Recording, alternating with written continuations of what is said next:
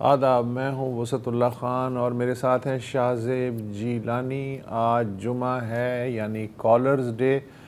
بس اتنی سی درخواست ہے، ہر ہفتے کرنی پڑتی ہے، آج بھی کر رہا ہوں کہ جب آپ بات کریں تو اس بات کو یقینی بنا لیں کہ آپ کا جو ٹی وی ہے اس سے آواز نہیں آ رہی، یا تو وہ میوٹ ہے، اور بہت ہی اچھا ہوگا اگر آپ اسے کال کے دوران بند رکھیں۔ کامران علی صاحب ہیں نواب شاہ سے۔ السلام علیکم سر۔ وعلیکم السلام۔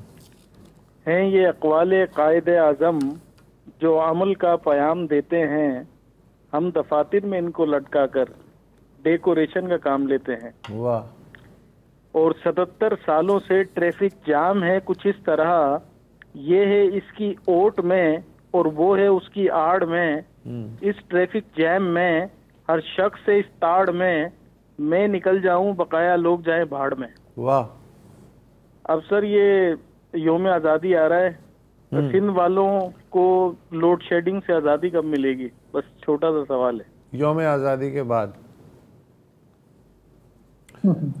مختصر اور جامع، جیسا سوال اتنا ہی مختصر جواب دینے کی کوشش کی گئی ہے۔ راحیل اشر صاحب ہیں کراچی سے۔ جی السلام علیکم۔ وعلیکم السلام۔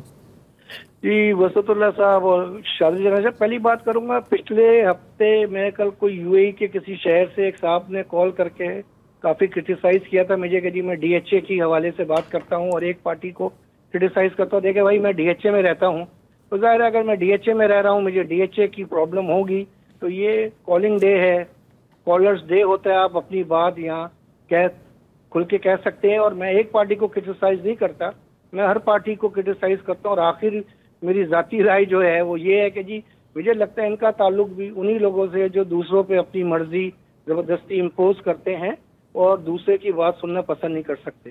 یہ تو ہو گیا۔ اچھا، دوسری میں بات کروں گا آپ دونوں حضرات سے کہ جی آج کل پاکستان میں ایسا کیا ہو گیا ہے کہ امریکہ اور ان کے صدر جو ہیں وہ پاکستان پہ واری صدقے ہو رہے ہیں۔ ہم ہسٹری اٹھا کے دیکھیں، 62 میں جب انڈیا چائنا کی وار ہوئی، امریکہ نے ایوب کو منع کر دیا کہ جی آپ ڈائریکٹلی انوالو نہیں ہوں گے۔ 65 کی وار آپ کا کیا خیال ہے راحیل صاحب کہ کیوں واری صدقے ہو رہے ہیں؟ نہیں، آپ بتائیں۔ دیکھیں مجھے تو سمجھ میں نہیں آ رہا ہے کہ جی کیا ایک چلے پاکستان انڈیا کی سیز فائر کا انہوں نے کہا روک دیا، پاکستان میں ایسی کیا چیز نکل آئی ہے جس پہ امریکہ کو اتنا، میں ایک ہفتے سے سوچ کے وسعت اللہ صاحب پریشان، مجھے تو کوئی نہ کوئی وار اگینسٹ ٹیرر نظر آ رہا ہے، نہ کوئی جہاد افغانستان نظر آ رہا ہے، نہ کوئی پاکستان میں کوئی ایسی چیزیں نکل آئی ہیں جو امریکہ کو اٹریکٹ کر رہی ہیں۔ تو ہو سکتا ہے اللہ نے ان کے دل میں کوئی بات ڈال دی ہو۔ چلیں دیکھیں، اللہ دل میں بات ڈالے، پر پاکستان کا وسعت اللہ صاحب 62 سے لے لیجئے کتنے سال، نہیں اس کو چھوڑیں، آج کی بات کریں کہ ہو سکتا ہے ان کا دل تبدیل ہو گیا ہو۔ چلیں میری دعا ہے اللہ کرے، میری آپ کی دعا جو آپ نے بات کی اس پہ میں آمین کہہ دیتا ہوں کہ ہو سکتا ہے ان کا دل ہو گیا ہو، پر پاکستان کا جو پاس ایکسپیرینس ہے وہ پاس کو چھوڑیں، اچھا نہیں ہے۔ آگے دیکھیں۔ نہیں آگے تو دیکھ رہے ہیں، پر ہماری سمجھ میں نہیں آ رہا کہ جی اللہ کرے کچھ ایسی ان کے دل میں پاکستان کے لیے محبت جاگی ہو، نرم گوشہ ہو گیا ہو، ٹھیک ہے، ہمارے ساتھ بھی کچھ اچھا کریں وہ۔ بالکل ٹھیک ہے، شکریہ جی، تھینک یو۔ مالٹا سے ہیں بحیرہ روم سے ناصر محمود صاحب۔ جی جناب۔ السلام علیکم۔ وعلیکم السلام۔ سر میں اکثر آپ کو کال کرتا رہتا ہوں، پچھلی دفعہ میری آپ سے بات ہوئی تھی لیکن خیر آپ کو تو بہت کالیں آتی ہیں، میرے صرف آپ سے ایک سوال ہے بس۔ دیکھیں امریکہ میں 9/11 ہوا اور کچھ میرے خیال ہے 2005 میں شاید یو کے میں کو بم دھماکے ہوئے، ان لوگوں نے سب نے دہشت گردی پہ قابو پا لیا۔ یہ ہم لوگ 30 سال سے دہشت گردی کی جنگ لڑ رہے ہیں تو ہم لوگ کیوں نہیں کر پا رہے؟ کیا چکر ہے؟ کچھ آپ اس پہ روشنی ڈالیں گے؟ ہاں، سوال تو آپ کا جینون ہے، اور پاکستان کے ہر شہری کے ذہن میں یہ سوال آج سے نہیں برسوں سے ہے۔ مختلف ہم نسخے آزماتے رہتے ہیں دہشت گردی کو لگام دینے کے لیے، لیکن مجھے لگتا ہے کہ نسخہ پورا نہیں کرتے اور بیچ میں چھوڑ دیتے ہیں، تو اس سے بیماری اور بڑھ جاتی ہے۔ شاہزیب صاحب آپ کچھ اس پہ کوئی روشنی ڈالیں گے؟ نہیں ایسا ہی ہے وسعت صاحب، کیونکہ ہمارے ہاں کلیئرٹی نہیں رہی کہ یہ جو جنگ و جدل کا جو سلسلہ ہم نے شروع کیا تھا دہائیاں پہلے، ہم دیکھتے ہیں کہ ایک ہمارے ہاں ملٹری رولر آئے, انہوں نے اس کو پروموٹ کیا, پھر دوسرے آئے, انہوں نے کہا نہیں یہ فیشنیبل نہیں ہے, اب سب ہتھیار ڈال دیں, اس میں اور تیزی آ گئی. تو جب آپ نے لوگوں کو ایک راہ پہ لگا دیا ہے اور پھر آپ کہتے ہیں کہ اب یہ چیز پہلے جو ہے یہ اچھی بات تھی, یہ جہاد تھا, اور ابھی یہ دہشت گردی ہے, تو اتنا آسان نہیں ہوتا ان معاملات کو کنٹرول کرنا, اور پھر وہ بندوقوں کا نوک پھر آپ کی طرف ہو جاتا ہے, جس سے ہمارا ملک, ہماری فوج لڑتی آئی, ایک لمبے عرصے تک ہمارے یہاں بے گناہ شہری مارے جاتے رہے. تو ہم یہ دیکھتے ہیں کہ جب گورنمنٹس چینج ہوتی ہیں تو وہ اس چیز پہ کلیئرٹی ہونی چاہیے, لیکن وہ یو ٹرن ہو جاتا ہے, اور اگر ہم نے کوئی گینز کیے ہوتے ہیں تو وہ پھر اور وہ پلٹ کے اور زور سے جو ہے نا وہ آتے ہیں. تو ایک وقت تھا کہ ہمیں کہا جاتا تھا کہ افغانستان میں جو کچھ ہو رہا ہے اس کی سیف ہیونز ہمارے یہاں ہیں. اب یہ ہے کہ ہمارے یہاں جو کچھ ہو رہا ہے اس کے سیف ہیونز افغانستان میں ہیں.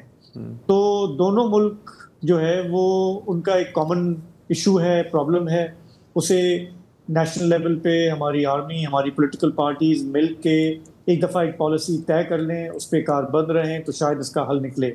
ورنہ ہمارے قبائلی علاقوں میں, بلوچستان میں تو لوگ پھنس چکے ہیں. یہ 20 سال سے ایک سلسلہ چل رہا ہے, یہ تازہ ہے, اور وہ ختم ہونے کا نام نہیں لے رہا. تو مجھے یہ لگتا ہے کبھی کبھی ہمارے حکمران جو ہے نا اس کی نظریں چرا لیتے ہیں, کہتے ہیں کہ یار یہ ٹک ٹک تو چلتی رہتی ہے, اور تقریباً ایک کمپلیسنسی آ گئی ہے. تو ظاہر ہے کہ باقی ملک جن کی انہوں نے مثال دی, انہوں نے اس لیے اس پہ قابو پا لیا کہ دے سیڈ کہ دس از ناٹ ایکسیپٹیبل, اور ہم کچھ بھی کریں گے یہ نہیں ہم برداشت کریں گے, جبکہ ہمارے یہاں ابھی بھی بہت زیادہ ٹالرنس ہے مجھے لگتا ہے اس معاملے پہ. اچھا, آج کے دن تک کنفیوژن ہے. مثلا جو وزیر مملکت برائے داخلہ طلال چودھری, کل وہ بڑے جوش و خروش سے کہہ رہے تھے کہ کوئی آپریشن نہیں ہو رہا, سب جو ہیں افواہیں ہیں, جبکہ مقامی لوگ جو ہیں یا خود خیبر پختونخوا کی حکومت وہ کہہ رہی ہے کہ آپریشن نہیں ہونا چاہیے. اور آئی ایس پی آر کا میں آج تازہ ترین پڑھ رہا تھا, آپ کو یہ ہم نے اور آپ نے پہلے باجوڑ میں جو ٹی ایل پی کے ساتھ ٹی ٹی پی کے ساتھ جو سمجھوتا ہوا تھا لوکل لوگوں کا, جرگے کا, اس پہ بات کی تھی. پھر ہم نے تیرا ویلی جو خیبر میں ہے اس میں کوئی سمجھوتا ہوا تھا, اس کی بھی بات کی تھی. تو اس سے پھر یہ سوال اٹھا تھا کہ کیا ہم دوبارہ 2006, 7, 8 کی سچویشن میں جا رہے ہیں, جب کالعدم طالبان کے ساتھ سمجھوتے بھی ہوتے تھے, پھر سمجھوتے ٹوٹتے بھی تھے, اور پھر اس کے بعد فوجی آپریشن شروع ہو جاتا تھا. تو آج آئی ایس پی آر نے کچھ وضاحت کرنے کی کوشش کی ہے کہ انہوں نے کہا ہے کہ سیکیورٹی اسٹیبلشمنٹ جو ہے اس نے باجوڑ میں 3 آپشن رکھے ہیں. یا تو مقامی لوگ خارجیوں کو خود باہر نکال دیں, یا کچھ دن کے لیے علاقہ خالی کر دیں تو ہم یہ کام کر لیں. اگر یہ دونوں کام ممکن نہیں تو پھر کولیٹرل ڈیمیج سے بچنے کی کوشش کریں, کیونکہ دہشت گردوں کے خلاف کارروائی تو جاری رہے گی. جب تک خارج سرنڈر نہیں کریں گے ان سے اور ان کے سہولت کاروں سے کوئی بات نہیں ہو سکتی. چنانچہ جرگہ ایک منطقی قدم ہے تاکہ کارروائی سے پہلے عوامی تحفظ یقینی بنایا جا سکے. اب یہ آئی ایس پی آر نے ایک دیا ہے. تو اس موقف کی روشنی میں یہ سوچ رہا ہوں کہ کل کا جو طلال چودھری کا تھا, جو وہ بڑے جوش و خروش سے کہہ رہے تھے کہ سوال ہی نہیں پیدا ہوتا, کوئی ایسی بات نہیں ہے, تو اب مجھے ایسا لگ رہا ہے کہ جیسے حجت تمام کی جا رہی ہے. آج شمالی وزیرستان میں کرفیو بھی لگا دیا گیا پورے ضلع میں, تو کام جو ہے وہ تو اسی طرف جا رہا ہے, لیکن کوئی کلیئر کٹ بتایا نہیں جا رہا کہ یہ نہیں ہوگا تو یہ ہوگا, یہ ہوگا تو یہ نہیں ہوگا. لیکن آئی ایس پی آر نے یہ جو وضاحت کی, اس سے میرا خیال ہے معاملہ خاصی حد تک صاف ہوا ہے. جی, اور دیکھیں ملٹری آپریشن کبھی بھی آف دا ٹیبل نہیں ہوتا, اور ابھی بھی یہ جو کوششیں ہو رہی ہیں, جو بات چیت ہو رہی ہے, جیسے کہ اسٹیٹمنٹ میں بھی کہا گیا ہے, پہلی ترجیح یہی ہوتی ہے کہ آپ مقامی آبادی کے ساتھ طے کر لیں معاملات, اور اگر وہ ہو جاتے ہیں, آپریشن کی ضرورت نہیں پڑتی, تو وہ بہتر ہے. لیکن اگر تمام کوششیں رائے گاہ جاتی ہیں, کوئی اثر نہیں ہوتا, تو پھر ہماری فوج بولے گی کہ ہم جسٹیفائڈ ہیں, آپ کو ہم نے موقع دیا, ڈسٹرکٹ ایڈمنسٹریشن کو دیا, جرگے کو دیا, صوبائی گورنمنٹ کو دیا, اگر آپ یہ معاملات نہیں طے کر پا رہے, لیکن اس میں بھی لیکن اس میں بھی مشکل یہ ہے نا کہ فوج بغیر مقامی آبادی کی حمایت کے یا اس صوبے کی حکومت کہ کم از کم نیوٹرل ہونے تک افیکٹولی تو آپریٹ نہیں کر سکتی نا, مسئلہ تو اپنی جگہ موجود رہے گا. اینی ویز ہم نے دیکھا تھا وسط صاحب آپریشن ضرب عضب کے ٹائم پہ بھی سب سے زیادہ جو تکلیفیں اٹھائیں وہ مقامی آبادی نہیں اٹھائیں نا, اس وقت ان کو وہاں سے مقامی آبادی بڑی بیچاری ہے, انہیں آپریشن سے بھی وہ بیچارے تنگ رہے ہیں, اتنے آپریشن ہو چکے ہیں, وہ طالبان سے بھی تنگ ہیں, وہ پس رہے ہیں. وہ جنید خان ہیں جنوبی وزیرستان سے. جناب سب سے پہلے میں سلام پیش کرتا ہوں آپ دونوں کو, ذرا کوڑوں کو بہت مس کرتے ہیں, اور آپ جیسے معزز لوگوں کو سلام پیش کرتے ہیں. وسط اللہ خان صاحب پشاور میں مطلب خیبر پختونخوا اسمبلی نے ضلع جنوبی وزیرستان اپر کا نام تبدیل کر کے محسود وزیرستان رکھنے کی قرارداد متفقہ طور پہ منظور کر لی. جی قرارداد رکن اسمبلی آصف خان محسود نے پیش کی. ہم تو یہ مطلب متفق ہے اس پہ, جن کا کہنا تھا کہ ضلع میں مسعود قبیلے کی آبادی 9%. اچھا نہیں, کس نے قرارداد منظور کی ہے؟ آصف خان محسود ہے, ایم پی اے. نہیں, ایم پی اے نے قرارداد محسود کی ہے, تو اس سے کیا آپ سرکاری طور پہ تو نام نہیں بدل رہا نا, یہ تو آپ لوگوں نے قرارداد کے ذریعے خواہش کا اظہار کیا, یہی کہہ رہے ہیں نا آپ؟ بالکل سر, لیکن یہ قرارداد منظور بھی ہوئی ہے رکن قومی اسمبلی. نہیں وہ تو ہو گئی ہے, لیکن ظاہر ہے حکومت کا فیصلہ کرے گی نا کہ نام بدلنا ہے یا نہیں, قرارداد سے تو فیصلہ نہیں ہوگا نا. سر میں آپ سے پوچھنا چاہوں گا اس تبادل میں, ٹھیک ہے, کہ اگر یہ کہہ رہے ہیں کہ آبادی 9% سے زائد ہے, اور میں ان سے پوچھنا چاہتا ہوں اگر میں یہاں خود بھی رہ رہا ہوں, یہاں باشندہ ہوں وزیرستان کا, مطلب آپ اس کے حق میں ہیں, مطلب ظاہر ہے آپ کی باتوں سے لگ رہا ہے اس کے حق میں اس وقت ہوگا جب یہاں کے مسائل کو حل کیا جائے. اگر آپ کہہ رہے ہیں کہ آبادی بہت زیادہ ہے, تو میں کہتا ہوں کہ روڈ ہمارے پاس جو یہاں پر روڈ ہے, ہاں یہ آپ بالکل صحیح کہہ رہے ہیں کہ اصل مسئلہ یہ ہے کہ یہاں کے جو بنیادی مسائل ہیں ان پہ حل کیا جائے, بھلے موجودہ نام کے ساتھ کیا جائے یا نام بدل کے کیا جائے, لیکن مسئلے حل ہونے چاہیے, آپ یہی کہہ رہے ہیں نا. اب اگر یہاں پر دو, ایک ایم این اے اور ایک ایم پی اے, اگر آپ ان سے پوچھتے ہیں امن کے حوالے سے, کہتا ہے کہ ہمارے مطلب ہماری ہمت کی بات نہیں, یہ ہمارے اندر اتنا مطلب یہ ٹھیک ہے, یہ ساری صورتحال تو ظاہر ہے ہم سب کے سامنے ہے, لیکن آپ نے بڑی اچھی بات کی کہ مسئلہ حل ہونا چاہیے. Thank you so much for calling. Mubeen ul Islam Sahab ہیں کراچی سے. جناب السلام علیکم. وعلیکم السلام. جناب یہ کہنا تھا, دیکھیں ریاست اور عدلیہ کے بارے میں بات کرنا تو اپنی گردن قصاب کی چھری کے سامنے پیش کرنے کے مترادف ہے. مجھے آپ لوگوں کی رائے چاہیے, اگر کسی ملک میں نہ سیاسی سرگرمیوں کی اجازت ہو, نہ طلبہ یونین ہو, اور نہ ہی مزدوروں کو یونین بنانے کی اجازت ہو, وہاں اپنی عوام کے حقوق کی بات کیسے کی جائے؟ ابھی ایک انٹرویو میں نے سن رہا تھا, رفتار کے میزبان نے کیا خوبصورت بات کہی, انسان اسٹیٹ سے تو لڑ سکتا ہے مگر سیٹ سے نہیں. ماشاءاللہ اب تو ہر channel P T V channel ہو چکا ہے, تقریباً ہر پروگرام کا میزبان جو اپنے آپ کو صحافی بھی کہتا ہے, کسی ادارے کا یا کسی جماعت کی میڈیا کا منیجر بن چکا ہے. صحافت کا اللہ حافظ. اب بتائیے عوامی حقوق کے لیے کیا طریقہ اپنایا جائے؟ اگر وسط اللہ صاحب اس کا جواب تفصیل دے سکے تو بڑی مہربانی. شکریہ. عوامی حقوق کے لیے کیا طریقہ جدوجہد کی جائے, جس طریقے بھی کیا جائے, سوائے اس کے بجائے اس کے کہ ہم سب روتے رہیں کہ یہ ہو رہا ہے, وہ ہو رہا ہے, فلانا ہو رہا ہے. اپنے اپنے حصے کا جتنا بھی چھوٹے سے چھوٹا کردار ہم ادا کر سکتے ہیں ادا کرنے کی کوشش کریں. ایک انگلی سامنے والے کی طرف ہو تو 3 انگلیاں ہماری طرف بھی ہوتی ہیں, ان 3 انگلیوں کو بھی دھیان سے دیکھنا چاہیے کہ کیا کہہ رہی ہیں. تو تھک کے بیٹھنا نہیں چاہیے. ضروری نہیں ہے کہ جو مقصد ہے وہ آپ کی زندگی میں ہی حاصل ہو جائے یا جتنے عرصے میں آپ چاہ رہے ہیں کہ اتنے عرصے میں حاصل ہو جائے, تو لیکن چلتے رہنا چاہیے. کسی نہ کسی کو تو پھل ملے گا, کبھی نہ کبھی تو یہ معاملات ٹھیک ہوں گے, میرا تو یہی ماننا ہے.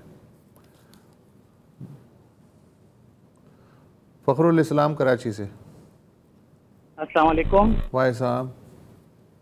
میری آپ سے 2 باتیں ہیں. پہلی بات تو یہ کہ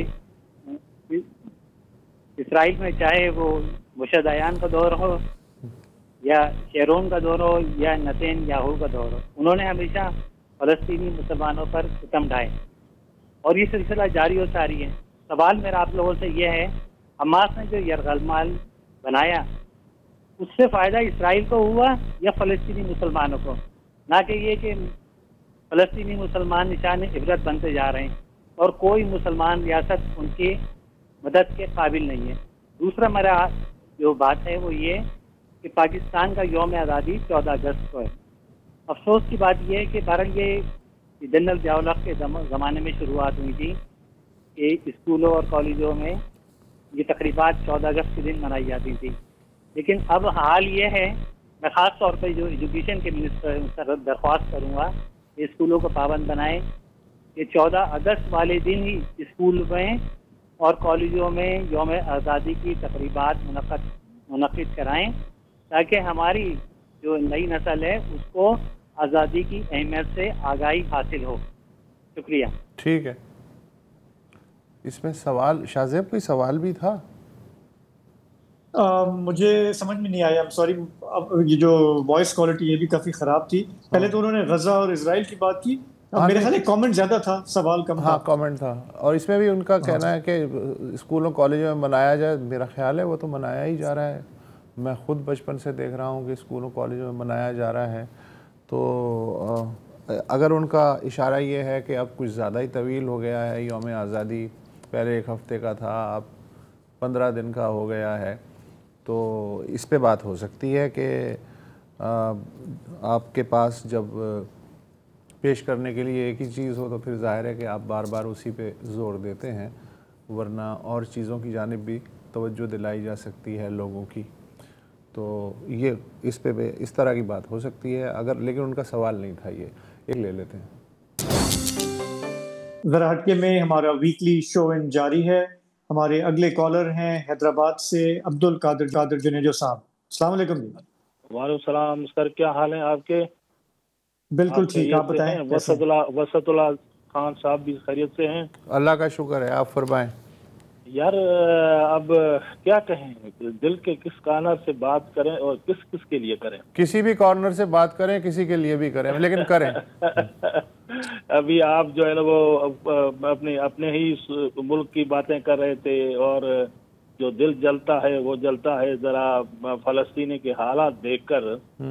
ابھی پچھلے دنوں آپ دیکھتے ہیں کہ انڈیا کے جو علاقے ہیں بنگلہ دیش سے اوپر والے، وہ اتراکھنڈ جی، وہاں سے ہماچل پردیش آیا، اس کے بعد کشمیر آیا، اس کے بعد ہمارا کشمیر آیا، اس کے بعد جا کر بابو سر ٹاب کلاش اور پتہ نہیں کہاں کہاں تک یہ جو نا وہ عذاب جو ہے خدائی آیا ہے۔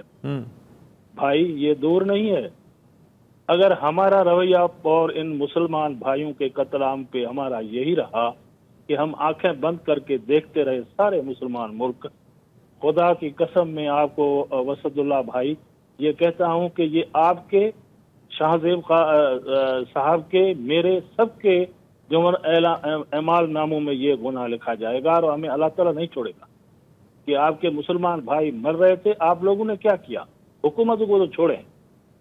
تو یہ سلسلہ جو ہے نا وہ عذاب کا آتا رہے گا، آپ جو ہے نا وہ یہ عذاب دیکھتے رہیں گے اگر ہماری یہ جو ہے نا ہم نہیں سدھرے۔ اور مطلب آپ جنیجو صاحب یہ کہہ رہے ہیں کہ یہ جو باڑھ آئی ہے، سیلاب آ رہا ہے، یا گلیشیئر پگھل رہے ہیں، یہ اس وجہ سے ہے؟ ایگزیکٹلی کل یہ ہمارے پاس بھی آئے گا۔ اچھا، یہ بارشیں جو اوپر برس رہی ہیں نا، یہ کل پرسوں ترسوں 18 تاریخ کو 20 تاریخ کو ہمارے پاس بھی آ رہی ہیں۔ تو یہ اللہ تعالیٰ جو ہے نا وہ چھوڑے گا نہیں کسی کو، اگر انہوں نے مسلمانوں نے آنکھیں بند کر دی ہے تو پھر تو حساب کتاب تو ہوگا۔ ٹھیک ہے، بالکل ہوگا، حساب کتاب تو ہوگا۔ Thank you for calling. Rana Zaheer صاحب ہیں لاہور سے۔ جی السلام علیکم سر سب کو۔ وعلیکم السلام۔ السلام علیکم سر۔ وعلیکم السلام سر۔ پارلیمانی جمہوریت میں اور آئین پاکستان میں ٹرائکاٹومی آف پاورز کا ایک تصور ہوتا ہے، وہ میں سمجھتا ہوں کہ وہ بیلنس جو ہے وہ کافی حد تک ان بیلنس ہو چکا ہے، خراب ہو گیا ہے۔ بالخصوص ماضی قریب میں جب کہ 26ویں ترمیم مثال کے طور پر ہوئی ہے، تو اس میں فار انسٹانس مثال کے طور پر عدلیہ کو عدلیہ میں تعیناتی کرنے والا جوڈیشل کمیشن جو ہے، اس میں حکومتی ارکان کا اثر و رسوخ اس طرح بڑھ گیا ہے جو میں سمجھتا ہوں کہ آنے والے سالوں میں بلکہ اس کا نقصان شروع ہو چکا ہے. جی وہی جوڈیشل کمیشن جو ان ججز کی تعیناتی کرے گا وہی ان کی فٹنس کم پرفارمنس کو ایویلویٹ کرے گا. حکومتی کیسز بھی ہوتے ہیں اعلیٰ عدلیہ میں بالخصوص اب جب کہ ایک آئینی بینچ بن گیا ہے تو حکومت کے کیسز بھی وہاں ہوتے ہیں. جوڈیشل کمیشن جہاں پارلیمان میں اپوزیشن کے ممبر بھی ہیں حکومتی بھی ہیں اور وہ ایک ہاں نہیں رانا صاحب یہ سب تو ہو گیا ہے. ظاہر ہے کہ جرنلسٹوں کو بھی پتا ہے, آپ کو بھی پتا ہے, بچے کو پتا ہے. تو اب کیا آگے کیا کہنا چاہ رہے ہیں آپ؟ میں یہ چاہ رہا ہوں کہ ایسا پاکستان میں کوئی ادارے کا کانسیپٹ کوئی تصور ہو کہ جو پارلیمان کو کوئی گائیڈ لائنز دے سکے, پارلیمان کو کوئی گائیڈ لائن دے سکے. پارلیمان تو سپریم ہوتی ہے, اسے کون گائیڈ لائن دے گا؟ سر کوئی ایسے میں سمجھتا ہوں کہ پارلیمان ہی کوئی ایسے کچھ لوگوں کو کیونکہ یہاں ایک میں سمجھتا ہوں کہ ایک جوڈیشل سسٹم میں جو خرابیاں پیدا ہوئی ہیں وہ پارلیمان نے ہی کی ہیں. پارلیمان نے چیک اینڈ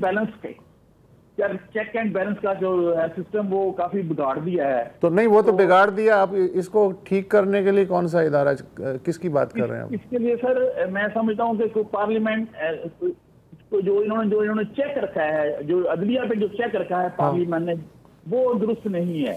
نہیں وہ تو نہیں ہے, لیکن کون سا ادارہ یہ ٹھیک کرے گا؟ آپ نے کہا نا کوئی ادارہ ہونا چاہیے. سر میں سمجھتا ہوں کہ جیسے کہ ایسا کوئی ہمارا نیشنل لیول پہ تھنک ٹینک لیول کا ہو جس میں ٹھیک ہے زبردست, بہترین, ہاں اچھی تجویز ہے یہ. اور ملک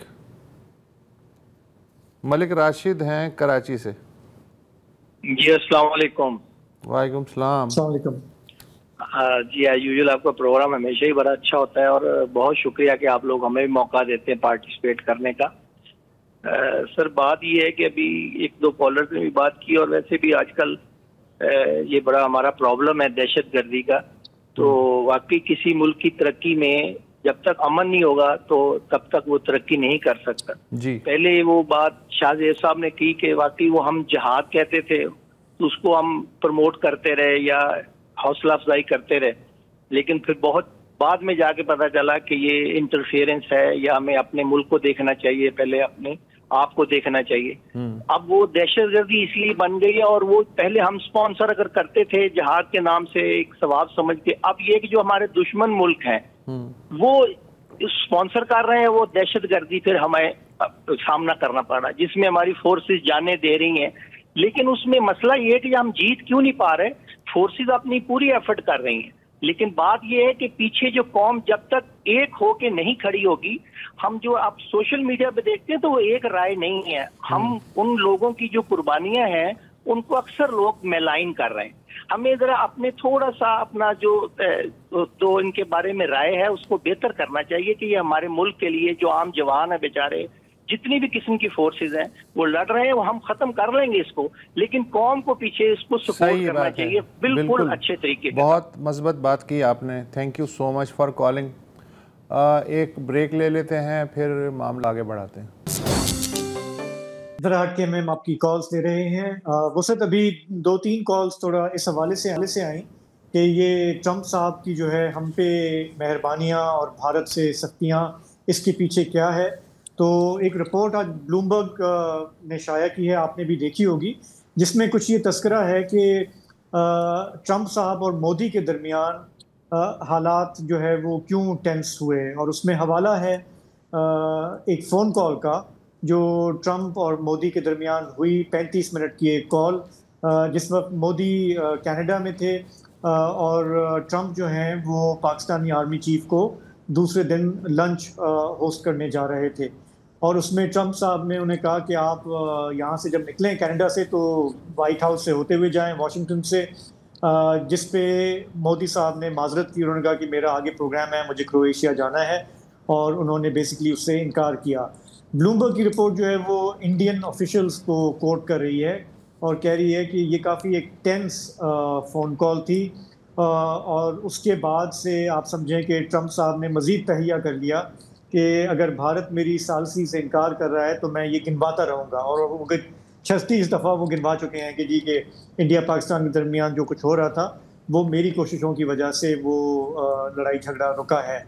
تو اس سے بھی ہمیں ایک یہ ہنٹ ملتا ہے کہ ٹرمپ صاحب کو ہماری قیادت نے بہت بہتر انداز میں مینج کیا ہے۔ اگر ان کا کوئی ایگو کا ایشو ہے تو اسے اچھی طرح سے ہم نے سمجھا ہے، ان کی خوشنودی حاصل کرنے کے لیے ہم نے اقدامات کیے۔ مثال کے طور پہ سب سے پہلے ہم نے ان کو ایک تحفہ دیا، ایک مطلوب شخص جو ان کو چاہیے تھا افغانستان سے جس نے حملے کیے تھے، وہ ہم نے پکڑ کے تحفے کے طور پہ دیا۔ اس کے بعد سے اگر انہیں کرپٹو کی بات ہے، کوئی اور معاملات ہیں، ہم کہہ رہے ہیں کہ جی ہم تیار ہیں، آپ بتائیں کرنا کیا ہے۔ جبکہ بھارت سے انہیں یہ ہم کہہ سکتے ہیں کہ ایک ایٹیٹیوڈ مل رہا ہے، اور مودی صاحب نے جس طرح سے پلے کیا ہے ٹرمپ کو پچھلے 5-6 مہینوں میں، اس کا نقصان اب بھارت کو ہوتا ہوا نظر آ رہا ہے۔ تو یہ بلومبرگ کی جو رپورٹ ہے یہ اس لحاظ سے تھوڑی سی انسائٹ فل ہے کہ it builds on some of the information we already knew, اور اس کو اب یہ سمجھنے میں تھوڑی آسانی ہوتی ہے کہ پاکستان اور بھارت کے ساتھ جو رشتے ہیں وہ کیسے بدل رہے ہیں واشنگٹن کے۔ اچھا، یہ اس میں بلومبرگ میں ایک اور انٹرسٹنگ بات یہ ہے کہ اس نے یہ مسئلہ بھی اٹھایا ہے کہ تجارتی سمجھوتا آخر کیوں نہیں ہو پا رہا، اس لیے کہ 5 ادوار ہو چکے ہیں اور 5واں بڑا تجارتی پارٹنر ہے امریکہ کا انڈیا، اور $86 بلین سے زائد کی اشیاء بھارت فروخت کرتا ہے، اس کے باوجود سمجھوتا کیوں نہیں ہو پا رہا۔ تو بلومبرگ کا کہنا ہے کہ امریکہ یہ چاہتا ہے کہ بھارت جو ہے وہ ایگریکلچر اور ڈیری فارمنگ کے جو شعبے ہیں وہ بھی بین الاقوامی سرمایہ کاری کے لیے اوپن کرے، جبکہ مودی کا یہ خیال ہے کہ یہ جو بھارت میں کروڑوں کسان ہیں یہ اصل میں ان کا ووٹ بینک ہیں، اور اگر وہ یہ شعبے کھول دیتے ہیں تو یہ ایک طرح کی سیاسی خودکشی ہوگی۔ تو اس پہ وہ اڑ گئے ہیں، اور نہ صرف اڑ گئے ہیں بلکہ اب آہستہ آہستہ وہ ریئیکٹ کرتے جا رہے ہیں۔ ابھی 2-3 دن پہلے ہی دلی میں ایک کانفرنس ہوئی، اس سے خطاب کرتے ہوئے انہوں نے کہا کہ ہم کسی کا نام نہیں لیا، ہم اپنے کسانوں، گوالوں اور مچھیروں کے مفادات پہ کوئی سمجھوتا نہیں کریں گے، مجھے اس کی قیمت ادا کرنی پڑ سکتی ہے لیکن میں اس کے لیے تیار ہوں۔ مطلب ذرا یہ دیکھیے آپ۔ تو یہ تقریباً وہی ٹون ہے جو ہمارے ہاں ایک پرائم منسٹر نے اڈاپٹ کی تھی ان کے جب آخری دن تھے یہاں پہ، اور وہ امریکہ کو کہہ رہے تھے کہ کیا ایبسولوٹلی ناٹ۔ تو یہ وہ بات ہے جو ہمارے ہاں لیڈرز جو ہے نا ڈومیسٹک آڈینس کو اپنے ساتھ پکا کرنے کے لیے وہ اکثر یوز کرتے ہیں۔ مطلب اس میں جینیون کتنا ہے اور انہوں نے مس ہینڈل کتنا کیا ہے یہ تو بعد میں ہی اس کا اسیسمنٹ ہوگا، لیکن آپ کی بات صحیح ہے، کل پرسوں جو انہوں نے بیان دیا اس سے وہ اپنے لوگوں کو یہ پکا کر رہے تھے کہ جی میں نہ کہنے کی ہمت رکھتا ہوں، واشنگٹن کو میں ایبسولوٹلی ناٹ میں کہہ سکتا ہوں، اور اس کے لیے مجھے بھی اگر کوئی نقصان اٹھانا پڑے گا تو میں اس کے لیے تیار ہوں۔ ہاں، تو ظاہر ہے دونوں طرح سے سیاستدان تو وہی ہوتا ہے نا، دونوں طرح کی سچویشنز کو کیپٹلائز کرے، تو اس وقت وہی صورتحال چل رہی ہے۔ عقیل قریشی صاحب ہیں کراچی سے۔ جی السلام علیکم سر، کیسے ہیں؟ ٹھیک ٹھاک ہیں؟ وعلیکم السلام۔ جی بالکل ٹھیک، آپ بتائیں۔ میرے کو پہلی دفعہ آپ سے بات کرنے کا شرف حاصل ہو رہا ہے۔ میں 2 باتوں پہ کچھ عرض کرنا چاہوں گا سر۔ ایک تو یہ جو ہمارے بلوچستان اور فاٹا وغیرہ میں یا جو قبائلی علاقے ہیں یہاں جو آپریشن ہوتے ہیں اسے ہم خود ہی پروموٹ کرتے ہیں، پھر خود ہی ہم آپریشنز کرتے ہیں۔ میرا خیال ہے کہ سب سے زیادہ بدامنی والا اس وقت صوبہ جو پاکستان میں ہے وہ ہے پنجاب۔ وہاں آپ سوشل میڈیا پہ جتنی یعنی کہ بدترین صورتحال آپ دیکھ سکتے ہیں وہاں پر ہوتی ہے، اور پچھلے کئی سالوں میں یہ شدت سے بڑھ رہی ہے۔ وہاں کوئی آپریشن نہیں ہوتا۔ کوئی مثال دیجیے گا عقیل بھائی؟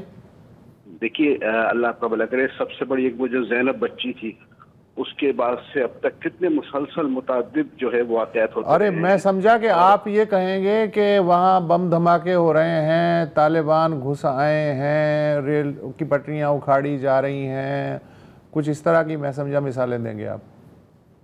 نہیں مقصد یہ کہ بدامنی تو بدامنی ہے نا. ہاں بدامنی ہے, اللہ آپ کا بھلا کرے. اس صورت میں ہو جو آپ فرما رہے ہیں, یا پھر ایک عام شہری جو ہے وہ جس کی کوئی رکھائی نہیں ہے سیاسی جماعتوں میں اور وہ جو ہے بے آسرا ہے, تو وہ آپ دیکھ لیجیے کہ وہاں پر کھیتوں میں, گاؤں میں, دیہات میں, اللہ جگہ فلاں جگہ جو ہے وہ بیچارے جو ہے مظلوم اور وہ مجبور, جو کبھی یہاں پر کراچی پہ ٹائٹل لگایا جاتا تھا کہ کراچی میں ایم کیو ایم کی وجہ سے لوگ غیر محفوظ ہیں, وہاں میرا خیال ہے کہ شاید مسلم لیگ کے لوگوں کی وجہ سے لوگ میں غیر محفوظ ہیں.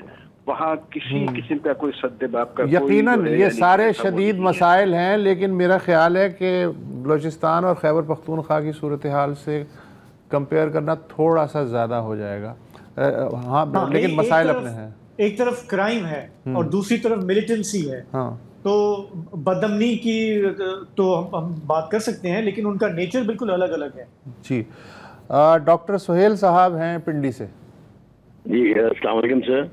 بھائی صاحب جی آپ کی بات کریں تو ساتھ لرننگ بھی ہو جاتی ہے, جیسے آپ کر رہے تھے ملیٹنسی اور کرائم میں فرق.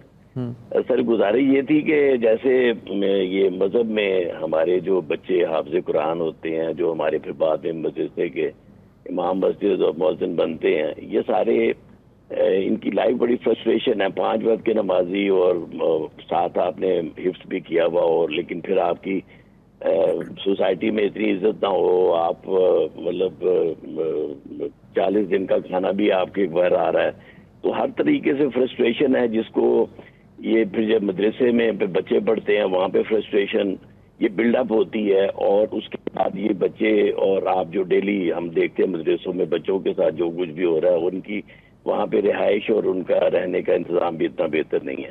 تو رجسٹریشن پہ بھی یہ لوگ راضی نہیں ہوتے, تو کیوں نہ یہ چیز سوچی جائے کہ گورنمنٹ جیسے دانش اسکول ہے یا اور کوئی پیرالل, اگر لوگ اتنے خواہش مند ہیں کہ انہوں نے مدرسے میں پڑھانا, تو اس کو نیشنلائز لیول کے اوپر ایک اچھی سطح کے اوپر کیا جائے, تاکہ جو پبلک ہے وہ اپنے بچوں کو ان جگہوں پہ لے کے ہی نہ جائے جہاں پہ ان بچوں کو مارا جاتا ہے, یا جہاں پہ ان کو بہتر حفظ قرآن ہی کا ان کا مقصد ہے نا. پیرنٹس تو غلط نہیں کر سکتے, استاد یا ان کے پیچھے جو ان کے ہینڈلرز ہیں وہ ہو سکتے ہیں, اور پھر بعد میں ان کی فرسٹریشن کو وہ کیش بھی کرتے ہیں with the help of different جو لوگ ہیں, تنظیمیں ہیں, وہ ان کو استعمال بھی کرتی ہیں, اور یہ ہم دیکھتے بھی ہیں.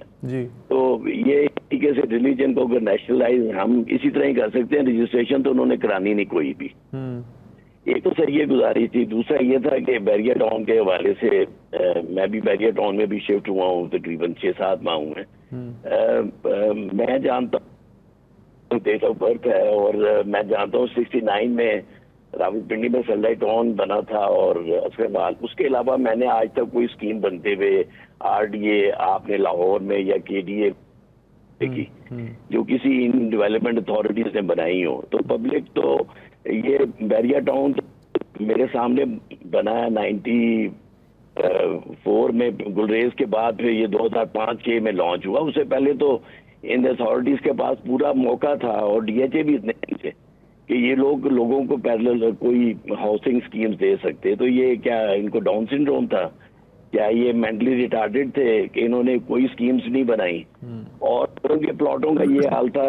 صرف 1 منٹ اور لوں گا, زیادہ وقت نہیں لوں گا, کہ لوگوں کا پلاٹ جو تھے وہ ڈیلر بیچ کے بعد میں قبضہ کر کے تو فارنرز جو تھے وہ ان سیو ہوتے تھے.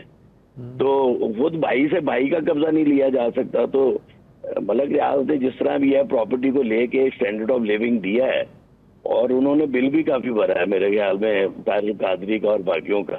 ٹھیک ہے, اب ہم لوگوں کا تھوڑا خیال رکھا جائے. اور کوئی ہاں بالکل, کل بھی ہم یہی بات کر رہے تھے کہ جو لاکھوں لوگ ہیں وہ اس جو ہاتھیوں کی لڑائی میں پھنس گئے ہیں, تو ان کا ہوگا. تو ظاہر ہے کہ دیکھتے ہیں کیا ہوتا ہے. ایک وقفہ لے لیں. Welcome back. حسن علی ہیں کراچی سے. جی سر. السلام علیکم. وعلیکم السلام. اچھا سر, میں آپ سے ریکویسٹ کرنا چاہوں گا کہ ایک خیال ہوتا ہے آج کل کے صدارتی نظام یا پارلیمانی نظام پاکستان کے لیے, تو اس میں جتنی بھی جو آپ سے تبصرے کی درخواست ہے وہ یہ کہ آپ لوگ بتائیے آپ لوگوں کی وزڈم میں پاکستان کے لیے کون سا نظام صدارتی نظام بہتر ہے, اور ایسا کیا ہو جائے گا صدارتی نظام کے آنے سے جو کہ ابھی نہیں ہو پاتا ہے. ان ٹینڈم وتھ دس کیا ایگزیکٹو آفس کا بیوروکریسی پہ ان دونوں کے کسی نظام کے تبدیل ہونے سے کوئی فرق پڑے گا؟ اور اگر نہیں پڑے گا تو جو کرنٹ بیوروکریسی موجود ہے اس کو نان پولیٹیسائز کرنے کے لیے کیا اقدامات لیے جا سکتے ہیں؟ زبردست۔ پاکستان میں 78 سال میں یہ آئین کی لیبارٹری رہا ہے، نظاموں کی لیبارٹری رہا ہے، پارلیمانی نظام بھی یہاں چلا ہے، صدارتی نظام بھی یہاں چلا ہے، پیور سویلین نظام بھی یہاں چلا ہے، نیم سویلین نظام بھی چلا ہے، ہائیبرڈ نظام بھی چل رہا ہے، لیکن مرض بڑھتا گیا جوں جوں دوا کی۔ مسئلہ نظام کا نہیں ہے، مسئلہ یہ ہے کہ کیا ہم واقعی کوئی ایک نظام چلانا چاہتے ہیں یا ہم روزانہ بقول مرحوم نواب زادہ نصر اللہ خان کے گلاب کا پودا لگا کے ہر روز اسے اکھاڑ کے دیکھتے ہیں کہ اس نے جڑیں پکڑی ہیں یا نہیں پکڑی۔ تو مسئلہ عادت کا ہے، ہمارے نظام کا نہیں ہے۔ آپ نے اپنی عمر میں بھی دیکھ لیا ہوگا کہ کون کون سے نظام جو ہیں ہم آزما چکے ہیں اور انہیں پھینک چکے ہیں، اور پھینکنے کے بعد پھر ردی میں سے نکال کے پھر دھو کے پھر وہ نافذ کر چکے ہیں۔ تو یہ سسٹم ایسے ہی چلتا رہے گا۔ ہاں، ایک چیز میں صرف ایڈ کروں گا کہ دیکھیں ہمارے یہاں پولیٹیکل پارٹیز نے تو پارلیمانی نظام کو چنا نا، آئین بنایا، اس کو بار بار جو تہس نہس کرتی ہیں قوتیں، مسئلہ ان کا ہے نا۔ خواہش بھی جو ہم سنتے آئے ہیں صدارتی نظام کی، وہ بھی ان کی خواہش ہے، وقتاً فوقتاً یہ شوشہ چھوڑا جاتا ہے، کبھی پھر مارشل لاء کی بات ہوتی ہے، کبھی جمہوریت کو ڈیریل کرنے کی بات ہوتی ہے۔ تو ہمارے یہ پولیٹیشنز جیسے بھی ہیں، ان کا اس ملک کی تاریخ میں ایک اتفاق ہے کہ یہاں پہ پارلیمنٹری ڈیموکریسی ہوگی، وہی آپ کا آئین ہے۔ لیکن جب ہم اس کو خود آنر نہیں کرتے تو پھر ظاہر ہے کہ یہ پرپیچول ایک کنفیوژن رہتی ہے۔ ہاں بالکل رہتی ہے، اور مشکل یہ ہے کہ چونکہ ڈکٹیٹر بننے کا ہر ایک کو شوق ہے، بھلے وہ سویلین ہو یا فوجی ہو، جیسے ہی اسے 2/3 میجورٹی ملتی ہی ہے یا جیسے ہی اسے موقع ملتا ہے سویلین حکومت کو برطرف کرنے کا، وہ آ کے بیٹھ جاتے ہیں۔ پھر وہ پنگ پونگ شروع ہو جاتی ہے کہ اب وزیر اعظم طاقتور زیادہ ہوگا یا صدر زیادہ طاقتور ہوگا، جس کے پاس طاقت ہوتی ہے وہ سب کچھ چھین چھان کے لے جاتا ہے۔ تو گیم دونوں طرف سے چل رہی ہے، میوزیکل چیئر جو ہے۔